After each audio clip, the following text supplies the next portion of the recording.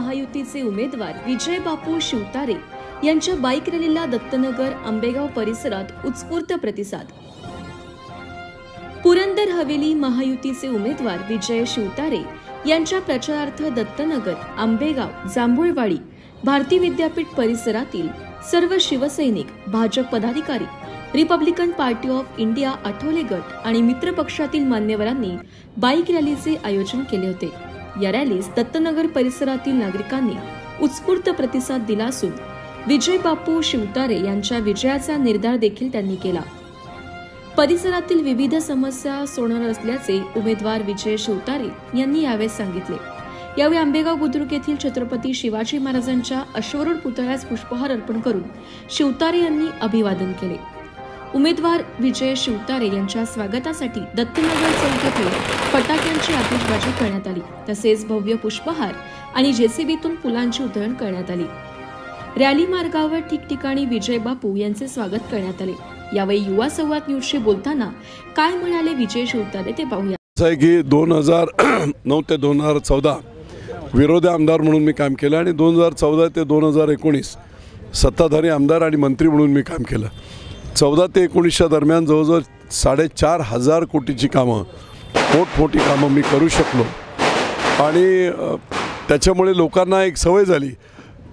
रस्ते चकाचक, नॅशनल हायवेसारखे रस्ते, मुख्यमंत्री सडक योजनेतून 178 किलोमीटर रस्ते, 2000 शेततळी, 463 सिमेंट बंधारे, तुमचं खाली कचरा डेपो कॅपिंग, 118 कोटीची पाणी पुरवठ्याची फुरसुंगी आणि देवाच्या ओळीची पाणी पुरवठा योजना, दत्तनगर ते जांभूळवाडीचा कॉन्क्रीटचा रस्ता।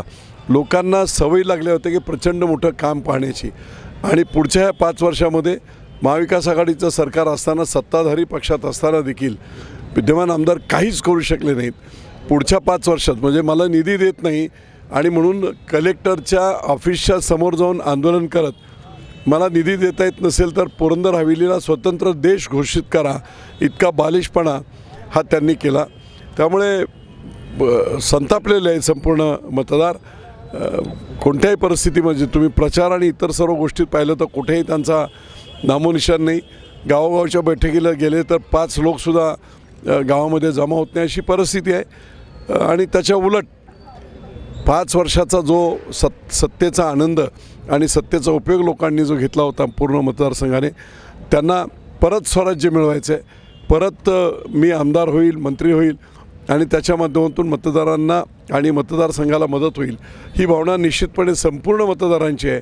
आणि म्हणून तरुणांमध्ये, वयोवृद्धांमध्ये, लाडक्या बहिणींमध्ये प्रचंड आकर्षण हे 20 तारखेचं आहे। 20 तारीख कधी येते, बटणं कधी दाबतोय आणि विजय बापू शिवतारेंना आपण आमदार कधी करतोय अशी उत्सुकता सर्वसामान्यांना लागली। आता समाविष्ट गावामध्ये 2 महत्त्वाचे प्रश्न होते। एक मी सोडवला, एक टॅक्स होता, तो नगरविकास खात्याकडून माननीय मुख्यमंत्र्यांकडून मी सोडून घेतला।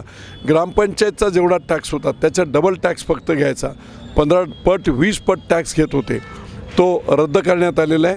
वसुलीला देखील स्थगिती देण्यात आलेली आहे। दुसरा प्रश्न पाण्याचा जो आहे तो काही अंशी 3-4 महिन्यात सुटेल, 24/7 मध्ये। पण आणखी एक योजना मी केली जी नाविन्यपूर्ण अशी योजना आहे। जांभूळवाडी तलावामध्ये जे 65 MCFT पाणी आहे, 4 ते 5 वेळा पावसाळ्यात तो भरून परत ओसंडून वाहत असतो। पाणी स्वच्छ आहे। तिथे असणाऱ्या सगळ्या ज्या सिवेरेजच्या लाईन आहेत त्या कट करून आता मोठ्या लाईनला कॉर्पोरेशनच्या जोडलेल्या आहेत। स्वच्छ पाणी करून, संपूर्ण ड्रेन करून, केमिकल ट्रीटमेंट वगैरे करून पुढच्या वर्षी भरणे, खाली पुन्हा स्वच्छ करणे आणि 1 वर्षाच्या आत तिथे मांगडेवाडीच्या वरच्या बाजूला पठारावर ट्रीटमेंट प्लांट बसवणे आणि जशी मी फुरसुंगी देवाची ओळी योजना केली अगदी तशीच साधारणतः 20 MLDची योजना ही तिथे बसू शकते आणि त्याच्या माध्यमातून आंबेगाव खुर्द, आंबेगाव बुद्रुक पठार अगदी उंडरीच्या काही भागापर्यंत वितरण व्यवस्था करत हा प्रश्न कायमचा सुटेल। हार्डली 250 ते 300 कोटीमध्ये याचा पूर्ण प्लॅन होत आहे। 1 ते 1.5 वर्षामध्ये कंप्लीट होईल। त्यामुळे एकदम शॉर्ट आणि स्वीट अशा प्रकारचा हा पाण्याचा प्रश्न सुटेल। सरकार आल्याबरोबर महिन्याभराच्या आत त्याचा DPR बनवून त्याच्यावर इमिडिएटली काम सुरू केलं जाईल। पासिंग करत आणि ही योजना ही राज्य सरकारच्या नगरोत्थान योजनेमधून करण्याचं मुख्यमंत्र्यांनी ठरवलेलं आहे. त्यामुळे त्याला स्वतः सरकार पैसे देऊ शकते, त्याला केंद्र सरकारची मंजुरी राज्य सरकारची मंजुरी असं काही नाही आणि त्यामुळे निश्चितपणे एक चांगल्या प्रकारचा प्रकल्प आणि हा प्रश्न पाण्याचा कायमस्वरूपी हा सुटला जाणार आहे. ट्रॅफिकचा मुद्दा एक खूप मोठा आहे. 1997 साली जी गावं समाविष्ट झालेली होती अंशतः त्या गावांचे सुद्धा DP रोड अजूनपर्यंत झालेले नाहीत आणि म्हणून निवडून आल्याबरोबर माझी प्राथमिकता ती असेल की या सगळ्या DP रोडच्या संदर्भामध्ये बिल्डर्स असतील कोण असतील संपूर्ण लँड ॲक्विशन करून रोड्स करून घेणे.